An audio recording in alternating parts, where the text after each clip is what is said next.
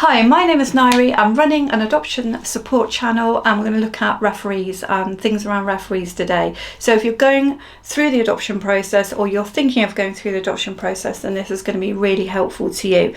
Lots of people worry about referees, so that's why I'm covering it today. Now, I've got 4 things that I think are essential when you choose your referees, and I have 5 questions that I think your referees will be asked, which I'm going to cover in this video. But first of all, let's talk about how many referees are going to be chosen, where they're going to be chosen from, and a little bit generally around referees. So in our country, the UK, you need a minimum of 3 referees, and 1 can be family. So I suggest from the beginning you think of 4, just in case when the referee is approached by yourself they don't want to, or by the agency they don't want to do it. So have 4 in mind. In other countries it's between 3 and 5 is my understanding, and some states or countries will not allow a family member, so just bear that in mind if you're not in the UK. You need to be thinking about the fact that the referees that you're choosing are intended to be part of your network, and that is why the social worker is going to put such value on the form that they fill out, which is what happens in the UK, and the interview that they go through, because they will see them as part of the network that you're going to call on. So again, try to think of people that you would call on rather than distant people that you wouldn't call on. Now, the 4 things that you need to think about when it comes to choosing your referee, the first and most crucial one I would say is they need to be trusted. You need to trust them, that they know you well enough that when they answer the questions on the form they're not going to make up things, or they're not going to say things that are disrespectful to you, and that you have a good relationship with them. That's number 1. Number 2, I would say you do need to have been in touch with them fairly recently. Now, that doesn't need to be within the last couple of weeks, but I think if you're not really friends with them, or you're not really in touch with them and you haven't seen them for a few months, I don't really think that they're the right choice for you. You want your referee to be someone who is honest but not blunt, and is not going to come up with something really strange or weird, that they don't have really bizarre ideas about things, and that they're just going to be able to answer questions clearly, but they're not going to be too blunt with a social worker, or just, I don't know, have stuff that they're suddenly going to come out with that the social worker is going to be concerned over, as in the way they think, because then the social worker is going to ask you if you think and feel the same way. So just be a bit careful on extreme views that somebody might hold. And finally, the referee needs to have some idea how they think you're going to be with children. Now, they may never really have seen you with children, and they may be calling on, if you like, a guesswork, but they need some idea of whether they think you're going to make good parents or not, because that's definitely going to be asked. So that's the 4 things that I think are crucial in your referees.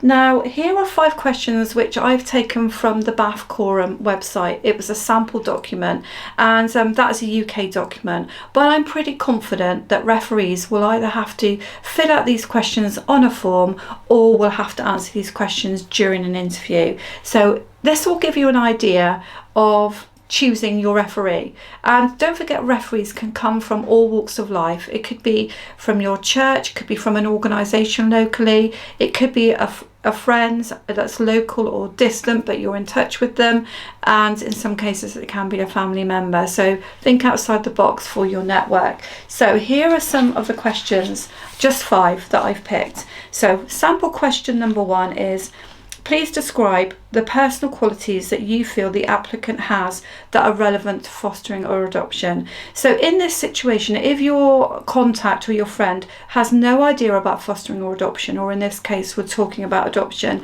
then please put them in the picture. Spend some time describing to them what the process looks like for you, what types of children you will be taking on, and give them some idea about adoption. In the sample questionnaire that I took, it did actually ask if the referee has any idea about these things, so it would be great to help them with that. The second question is the quality and stability of the adult relationships within the applicant's household. So they're looking for the household to be relatively calm and stable, and for relationships between you and your partner, or indeed if you have adult children at home, those relationships to be okay, to be a safe and a nice environment for adopted children to come into. Sample question number 3. Some fostered and adopted children will exhibit challenging behaviour. How well do you think the applicants will cope with this? So really they're looking for how well you cope with stress levels, how the referee thinks you'll manage unexpected behaviours and challenges, and they'll be asking the referee to call on examples of what they've seen before, not necessarily with children, but examples that the referee can give where they've seen you cope with challenges and difficult situations, even if that's not around children. So that's a sample question number 3. Sample question number 4. Have you ever been aware that the applicant has used smacking, physical chastisement?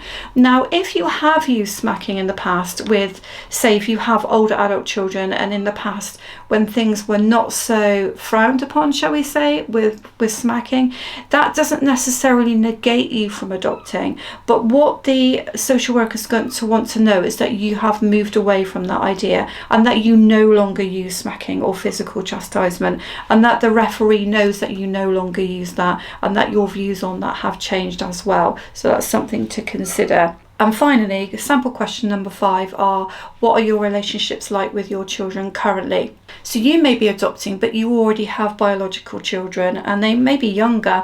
They're going to push the buttons on how you are parenting your current children, how you like to bring them up, what you like to do in the household, and incidentally that could be just a general question that's asked about what your views are on parenting.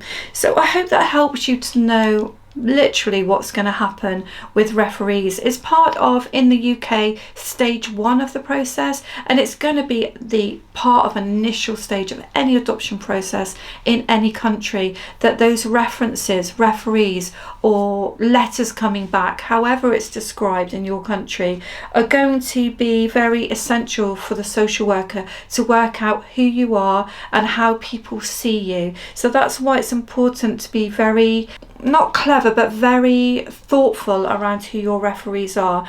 And if you know your referees well, and they know you well, and they know something about adopting and fostering, then there should be no worries about these questions that they're asked, and that should be a really easy part of the process.